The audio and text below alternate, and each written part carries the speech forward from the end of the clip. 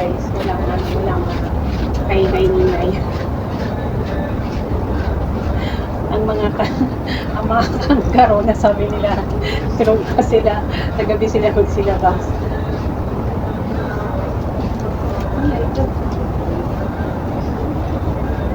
Bili ka na ako kanina lang na nguyang-nguyain kong maya. Nakalimutan ko lang isang ligito, baka mamaya may ilagay na naman sa sa malalabahan sa washing machine. Yung noon dito, ito kasi, itong mga coils kasi sisirain niya yung washing machine, guys. Di ba yung pera ang masira kung maliit lang na bagay, basta pag lang yung machine. Di ba mga kauwi pa exercise natin lahat ng mga kailangan natin mga rabbit food. Di ba sa akin, Pilipino po sila kaya pinakain ko sa pag wala rin nagluluto na ako ng pagkain. Dito ko guys hanggang dito sinisipon ako kasi dumadahan ako sa mali, pero malinaw naman na tubig. Hindi naman totoo yan, pero tuloy nakakapanaginip ako ng tubig ganyan. Ako. Sisipunin. May naman ako agad na water at saka luya. Kaya nawawala. Laki na ng mga kapag ganyan naman ang ating mga trabaho eh. Wala tayong mamayawang hihindihan. Trabaho natin ang ating kapkanan. Kahit mabigat, kahit mahirap, ganyan, ay ating diba? May nagkita dito kanina eh. Ngayong oras ito mag-open.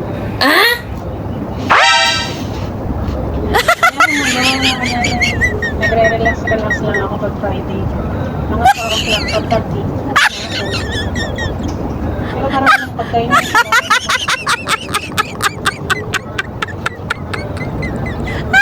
kailangan natin mag-exercise. Tayong mga mata.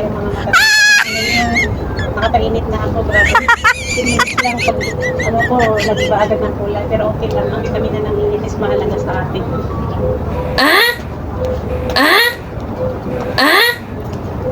Relax lang mga kanana, hindi kasi tayo nag-iisip na kung ano-ano masasama na bubukra sa ating hanap buhay.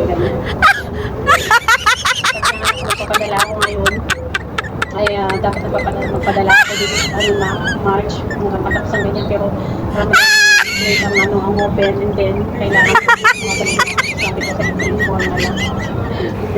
Friday, so dito ko yung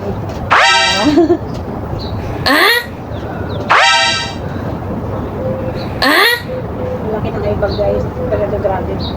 Alas 11 ako na natutulog sa pag-Ramadan, alas 11 nakapasok na ako sa kwarto ko.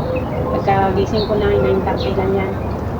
So wala na akong gagawin, pero kaya mas masaya ako pag-Ramadan pag sa tulog kasi talagang late ako nakakatulog guys kahit hindi Ramadan.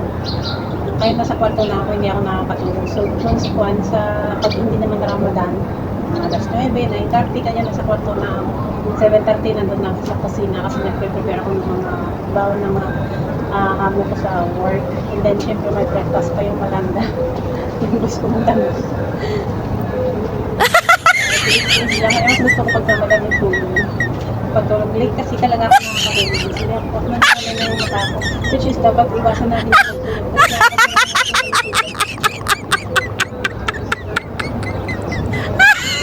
Ganyan lang. Positive vibes guys. Smile yan. Diba bawalang na kasi mangot.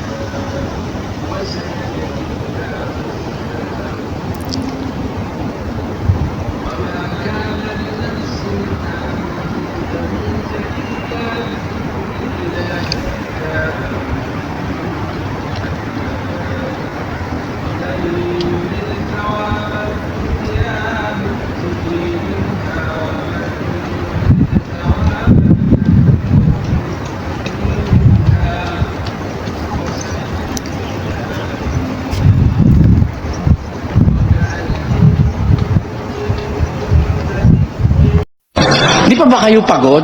Hindi pa rin ba kayo pagod sa aras sisimba nyo? Wala naman nangyayari, sugarol ka rin. Simba ka ng simba. Sugarol ka rin eh. Di ba? Nangangaliwa ka rin. Nangangaliwa ka rin. Yung asawa mo, niluluko mo eh. Di ba uso ngayon yung kaliwaan? Hindi yung kaliwaan, bayad muna bago, hindi yun. Kaliwaan, kakaliwa si mister, kakaliwa rin si misis. Ganun yun eh. Di ba yun uso ngayon? Di pa ba kayo pagod sa kahihitit ng drugs at sa kakahihigop ng rugby? Di pa kayo pagod, mga kapatid? Isa lang ang pupuntahan natin. Mabutit masama, mamamatay. Pero bago tayo mamatay, it is better and it is wise to prepare for our future. Where are we going into eternity? Tayo ba? Mananatili ba tayo sa lupa? Hindi ka naman tutubuan ng akasya sa likod. Pag nakasitenta ka ngayon, swerte ka na. Di ba kapatid, no? Pagka nakasitenta ka, swerte ka. Eh ngayon 30 lang naninigas na eh. Kaya ako nananawagan sa mga kababaeng Pilipino, hindi pa po huli. Baguhin na natin yung ating pananaw sa buhay. Hindi ho tayo mamananatili sa mundo. Hindi ho tayo laging habang panahon dito. Bayaan mo na lang sila yung gustong-gusto rito. Aalis tayo rito, and before we leave, we have to prepare for our destiny in eternity. Meron po tayong dalawang hinaharap. Parusa ng Diyos o biyaya at kaligtasang mula sa Diyos pagkatapos ng paghuhukom. Inevitable po yan, mga kapatid. Di maiiwasan yan. Maniwala ka't hindi, may Diyos. Sino sa inyo?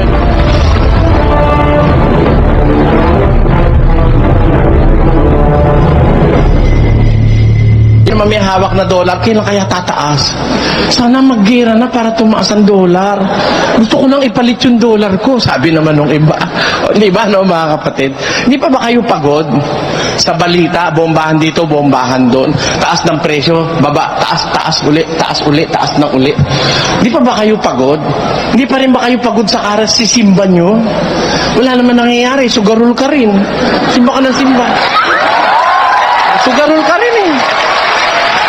Di ba? Nangangaliwa ka rin. Nangangaliwa ka rin. Yung asawa mo, niluluko mo eh. Di ba uso ngayon yung kaliwaan? Hindi yung kaliwaan, bayad muna bago, hindi yun. Kaliwa, kakaliwa si mister, kakaliwa rin si misis. Ganun yun eh. Di ba yun uso ngayon? Di pa ba kayo pagod sa kahihitit ng drugs at sa kakahihigop ng rugby? Di pa kayo pagod, mga kapatid? Isa lang ang pupuntahan natin. Mabutit masama, mamamatay. Pero bago tayo mamatay, it is better and it is wise to prepare for our future. Where are we going into eternity? Tayo ba? Mananatili ba tayo sa lupa? Hindi ka naman tutubuan ng akasya sa likod. Pag nakasitenta ka ngayon, swerte ka na. Di ba kapatid, no? Pagka nakasitenta ka, swerte ka. Eh ngayon 30 lang naninigas na eh. Alam nyo ba't naninigas? Kakakain ng baboy. Oh, di ba? Kakakain ng mga mantika, puro mga pirito. Kaya ngayon, 40 anyo, 50, patay na. O ano hinahanda mo? Hindi ka pa ba pagod, kapatid? Hindi ka pa rin mapagod makinig ng misa? Wala kang natutunan? Kaya sabi ng Panginoon, nakikipag-usap siya sa puso natin eh. Hali kayo, kayong napapagal at nabibigat ang lubha. Kayo'y aking papagpapahingahinan, sabi, umari ka na ako, kamong tanan ngang nabudlay, ug nabugatan, ug papahulayon ko kamo. Come unto me, all that labor and are heavy laden, and I will give you rest. Venid a mí todos los que estáis trabajados y cargados, que yo os haré descansar. Sabi ng Kristo, hali kayo, kayong napapagal at nabibigat ang lubha. Di pa ba kayo pagod, mga kapatid? Mga kaibigan, mga kababayan, yung routine ng ating buhay, araw-araw mababasa mo sa dyaryo, tatayan, hold up, ang kidnapan, bombahan, sumabog si ganito, sumabog si ganito, sumabog ang ganon. Are we not worried about our situation? We are fragile. The flesh is weak. The flesh is fragile. Hindi tayo pwedeng magmalaki, mga kapatid. Kaya, baka naman kaya ayaw nating magbalik loob sa Diyos. Baka gusto natin sugal, bisyo. Ang gusto natin ay madyong, sabong, drugs. Baka naman kaya ganun, mga kapatid, dahil sa isang dahilan. Ito yon sa Hebreo 3, ganito ating mababasa, mga kapatid. Versikulo 13. Ngunit kayo'y magpangaralan sa isa't isa araw-araw, samantalang sinasabi, ngayon, baka papagmatigasin ang sino man sa inyo ng daya ng kasalanan. Ayan, baka kayo'y magsitigas sa daya ng kasalanan. Ang sabi, antes exhortaos los unos a los otros cada día, entre tanto que se dice hoy, porque ninguno de vosotros se endurezca con engaño de pecado.